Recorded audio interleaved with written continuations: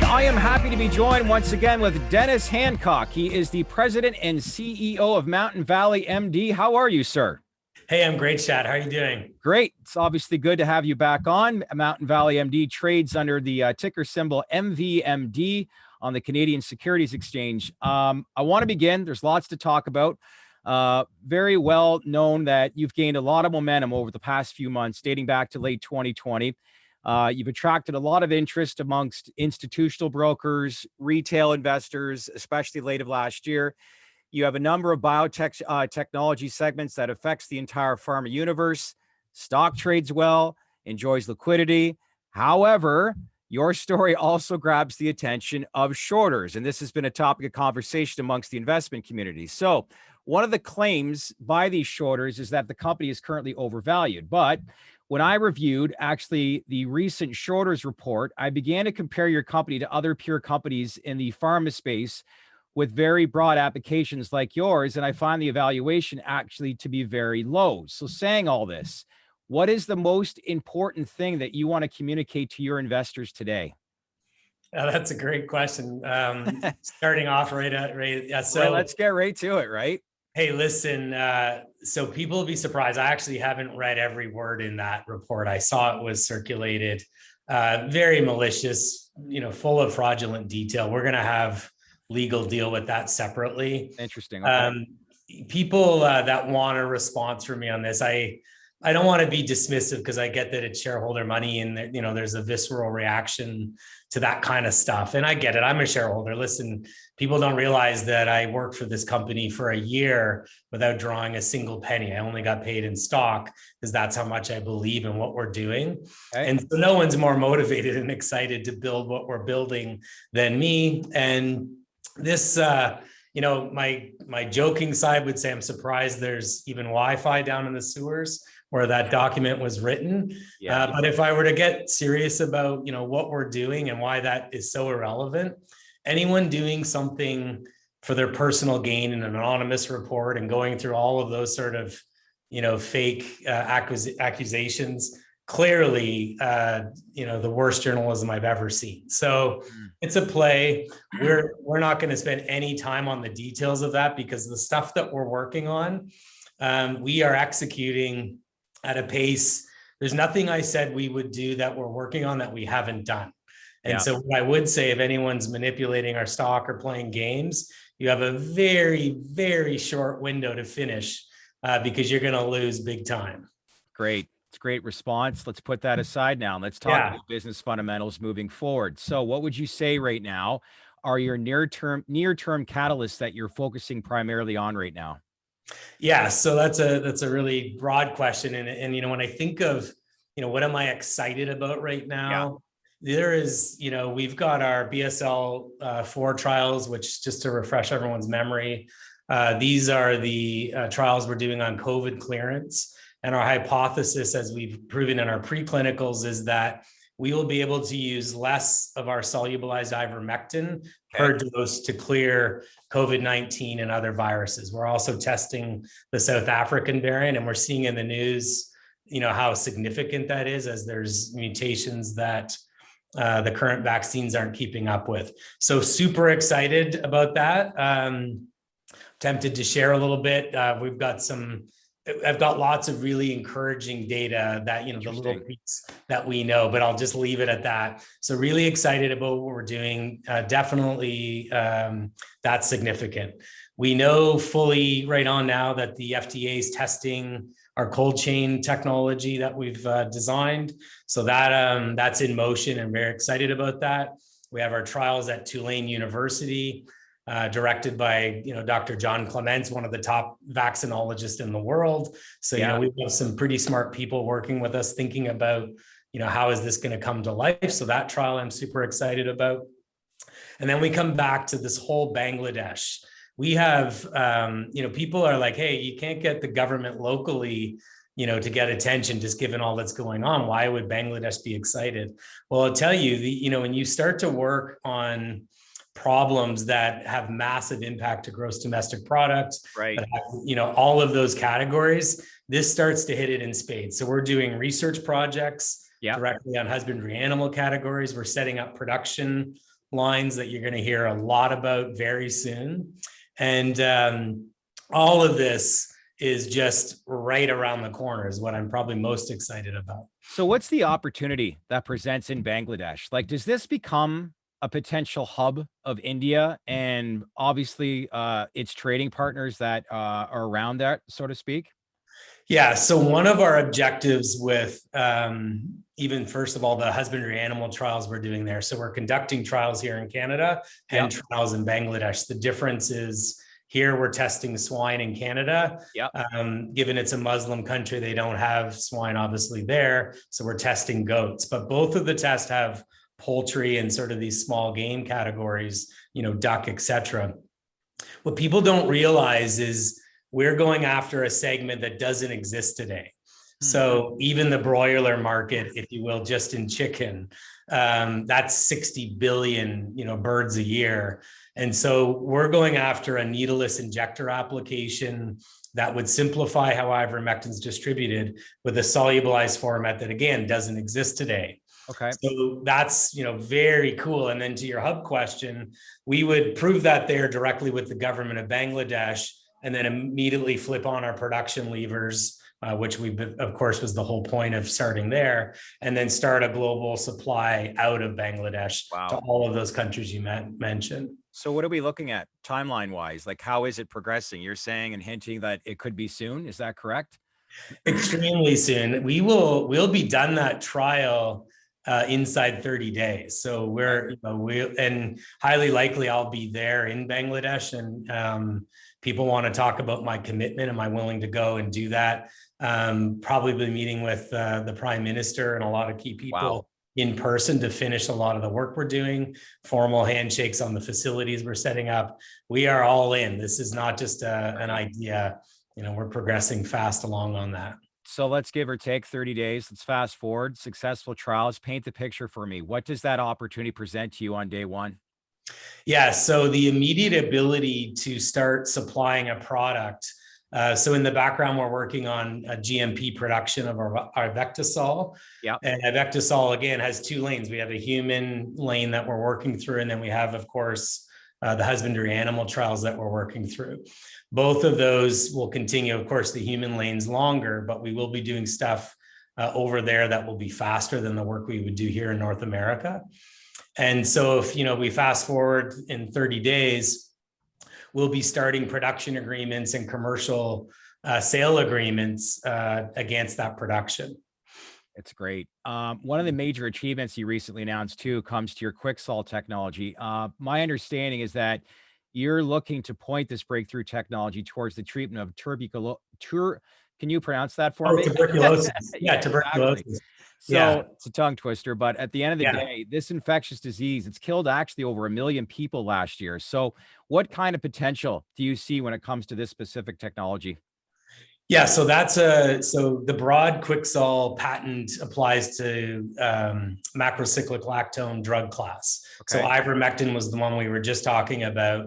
This is selamectin, and selamectin, again, the limitation of any drug's efficacy is solubility. And so we've recently done a solubilized format of, and it's funny, we do get questions about that. If you recall in the press release, I actually sent out photos from my own cell phone, just how impressive it is when you have, granulars sitting in the unsolubilized format versus solubilized. Just imagine what you can start to do that again, back to the injection, rapid dissolve wafer format. So tuberculosis, again, you started to allude to the death rates. It inflicts 1/4 of the Earth's population, so it's a massive problem. And again, it's something not as far along in the business plan of that. We're lining up the trials and we're going through the early preclinicals, as you would expect. And in an evidence-produced led, science partnerships we would forge with that would, of course, open up massive pharmaceutical conversations as we progress through that. Are you, like, when you put all these moving parts together, are you garnering a lot of interest from big pharma? And is there any conversations that are materializing? Yeah, so there's things that I can't share under NDA, but people, if you think of the team we've assembled, even from our advisors. So the reason we brought Sid Senroy into the fold, major pharma guy, super connected. He's sort of what I would describe as our prize racehorse that's waiting to get onto the track in these different lanes. So our early conversations with pharmaceutical partners, we're going down very specific projects with them right now. Okay. So again, there's the FDA work we're doing on cold chain. Someone is waiting to hear those results. Our work in polio, we have someone waiting to see those results. This whole business is results and, trial-led evidence, if you will, and we wouldn't expect it to be any other way. And then in the meantime, even when we get to this, this BSL level 4 trial, for example, we're lining up, people on our team like Sid to orchestrate the immediate introduction at the most senior levels in our targeted play there. So I've sort of, I have one hand, we're full speed ahead and working on specific projects. On the other hand, I'm actually waiting to have the right evidence-based stuff to have, meetings at the highest level, the faster. Right. They're just going to ask for the same data that we're working on. Let's get the data in hand on those lanes. And of course, where we've got a proxy for a current client, they're just waiting to see how we do. When you speak to different, let's say, for example, government officials in different countries, walk us through, guess some of those conversations. What is the feedback that you're receiving that garners a lot of interest? Because, this is an industry, a lot of research, there could be competition. Why specifically your company right now, and what's garnering interest based on their feedback? Yeah, so again, the patents we've filed, the inventions that we have, most people that really understand it get excited. You're like, wow, this is something that's transformational. And the good thing, when you talk about, ivermectin, we've already proven that. People act like we're waiting for 5 more trials. We've already demonstrated now. We've done 3 separate preclinicals just on ivermectin alone. And now we're going into very direct applications with very, talented people in a country that's sitting at the table, looking and helping us through the results. Well, they're excited because if you understand, even in the husbandry animal category, 1/5 of the animals in these countries actually don't make it. There's a massive impact to gross domestic products. So animal health and the relationship to industry is massive. Huge. And people don't realize Bangladesh is I think the 8th or 9th most populous country in the world. Massive farming industry, goat, poultry, cattle, etc. So it just makes a ton of sense if you can have something that impacts at that level. So, and again, the government is very excited about investment in industry, keeping their own pharmaceutical factories running. So those negotiations have been incredibly easy, candidly. Right. They're just open for business. That's that I think of here in Ontario. We have a premier who said they're open for business, but we haven't seen that. There, they really are open for business. I'm sure there's a few that might agree with you there. There's actually a petition that's going around promoting and circulating about the use of ivermectin. Do you see it being used, with COVID obviously continue to unfold, but do you see it being used in emergency use by chance? Yeah, absolutely. And in fact, that was the whole point of our solubilized format. So we have, it's 5,000 more times soluble, which is the viscosity of water. Well, what can you do with that? We imagine the frontline injection and IV drip market accessible. And that to me is, when you're in an emergency room situation, do you take someone, put them on a ventilator, or do you, stop the spread and the mutation, all the things that are happening as it goes through the body? And the sooner you can do that, we're seeing lagging respiratory issues and headaches and vision issues. The sooner you can stop that, the better, right? As you can start to fight the viral clearance. Sure. And remember, our onset in our preclinical is 15 minutes versus even subcutaneous of 36 hours. So there's today no human injectable form that even exists on Earth. And we would have the form that you could use on the front line. So what can it do in a best case scenario? You're saying in 15 minutes, but what could it provide, I guess, for... So you could, it's an awesome question. You could start to clear COVID and other parasites, frankly. We just happen to be getting a lot of press on COVID-19. Yeah. But, as a broad therapeutic, you could have someone who's attracted COVID, is in, dire health, going to the hospital, you would inject them immediately. And then the lighter version of that is anyone could take a solubilized ivermectin wafer, which would use 1/5 or even less, we're starting to see, of the API, which is, again, you're talking about a drug that's going to have a global supply issue. And now using less of it without the need for water, we could see that being distributed. Like, it's fascinating, the billions and billions of dollars right here in Toronto. The way, mask and, shutting down businesses, candidly, for a fraction of the price, everyone could have been given ivermectin wafers and immediately stop the spread. The ability for COVID-19 to go and attract and spread among humans is directly related to how much the body is able to host that virus. You put ivermectin in, it kills off COVID-19. And unfortunately, there's been such a conspiracy around it. We've lost all the common sense of the data. And there's a mountain of data now, a world of evidence that, and even if it was wrong, I mean, this has been dosed 3.8 billion times in humans in an oral form, in an oral pill form. And there's something like 168 adverse reactions a year, which is safer than most vitamins on the market. But yet we have this conspiracy nonsense around it.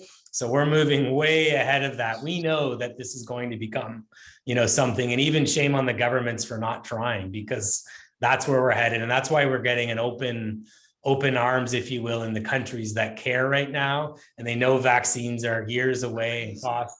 We're just moving faster. Health Canada, FDA, not making it much of a priority right now, is what you're saying. Yeah, so there is a pathway. We've started the 505(b)(2) pathway with the FDA through Camargo, and they're one of the top in the game, helping us accelerate the presentation of safety data.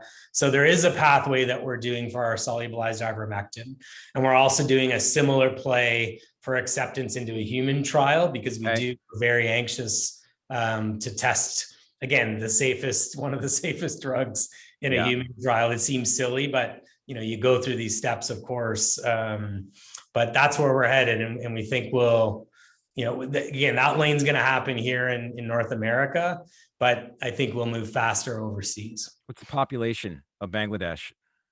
Yeah, so it's about half the size of the United States. So I think it's something like 180 million. 160 million, something like that. You think of the hub being a hub, trading partners, like you're talking well north of 1 billion people potentially. Yeah, and again, their top drawer pharmaceutical production is also why we're excited about that lane. They have very good patent enforcement. The government does all their inspections that are necessary for quality.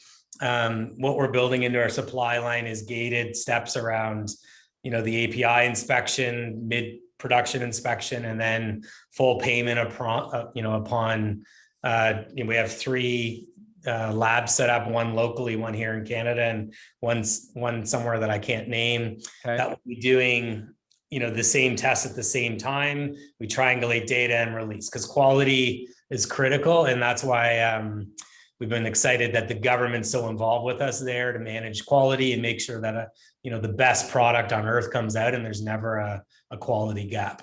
This has been a great explanation today. Glad that we got a chance to obviously catch up. One last thing I want to ask you, because it's been trending. You brought up polio earlier, but it's been trending on Reddit. You said, let's rewind the clock back on July 31st. You announced the results of an FDA polio vaccine evaluation confirming you had successfully preserved polio de-antigen in your quick, some rapid dissolve oral strip. Yes. What is the current cold chain test that you're currently doing right now with the FDA? Is that the same test that you did last summer? Maybe walk us through the differentiation between the two.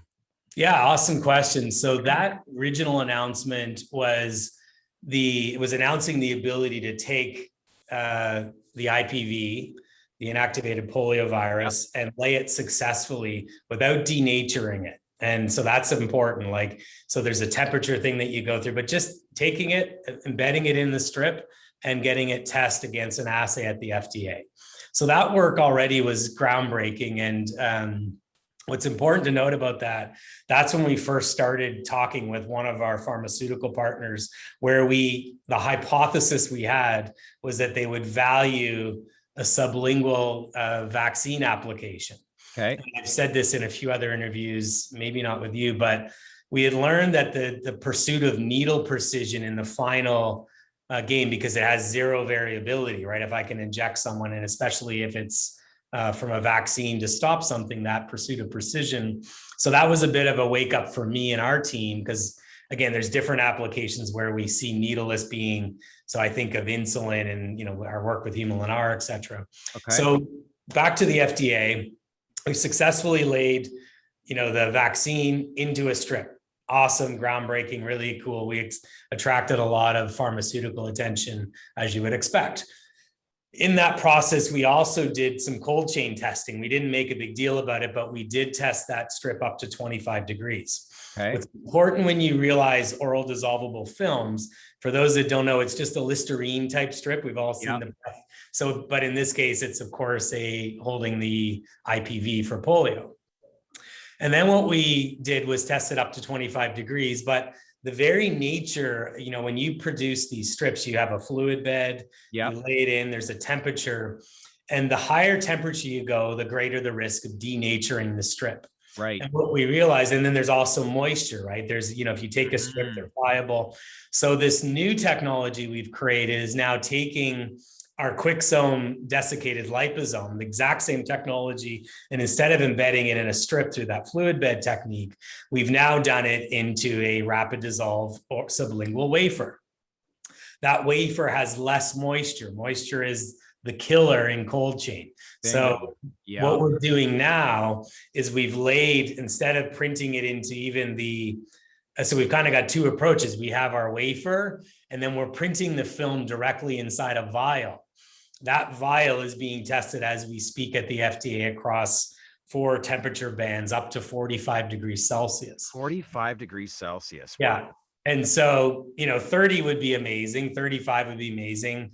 Interestingly enough, we're actually starting, we don't have to do all of them at the same time. You can start at 1 and then go higher or lower. So the first test is at 40 degrees. We might have an indication very shortly that that's what we've achieved. But what's amazing to connect the so what, or the business case, if you now take this vial that we've successfully laid our film in, if you will, able to ship it outside of cold chain and then rehydrate it locally and administer with the needle precision that one of our partners was looking for, that is game-changing stuff. It would solve the cold chain logistics, which we've seen almost 20 billion.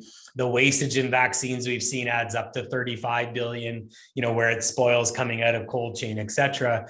That is a $50 billion problem. So when people say, why are you excited? Why do you think your shareholders should get so excited about what you're doing? That is a massive lane, and it's a proxy for other vaccines. The IPV, by the way, is the 3rd most temperature sensitive. So we have a single oral polio vaccine in category A, a single vaccine in category B. The one we're working with sits in the list of C, and then there's D, E, and F. So there's 7 categories, which I guess would be G if I do my math quickly. So the proxy that we're working on, people are like, why did you pick this one? Well, not only did Mike's dad have polio and there's a conviction to make a difference there, we've picked something that's quite tough and quite difficult to do. So the ability to do that work with IPV is a proxy for the other business applications. And so it's not like we've started at the easiest one, and we're starting in a very tough lane. And again, I think the work we've already done is transformational, and our ability to commercialize what's coming out of the FDA will be pretty cool. Interesting. So conversations potentially with big pharma, interest from obviously global opportunities, and I guess an important message they obviously want to get through to your investors here today, which was clearly communicated. Keep up the great work. We always love catching up with you, but this has been great today. And obviously a very definitive, clear understanding of what this business is and moving forward. So investors should feel confident. Absolutely. Enjoy the ride. Yeah. We're just getting started. We really are. There's some amazing things coming. Great stuff. Dennis, appreciate your time. Awesome. Great to see you, Shad. You as well. Take care.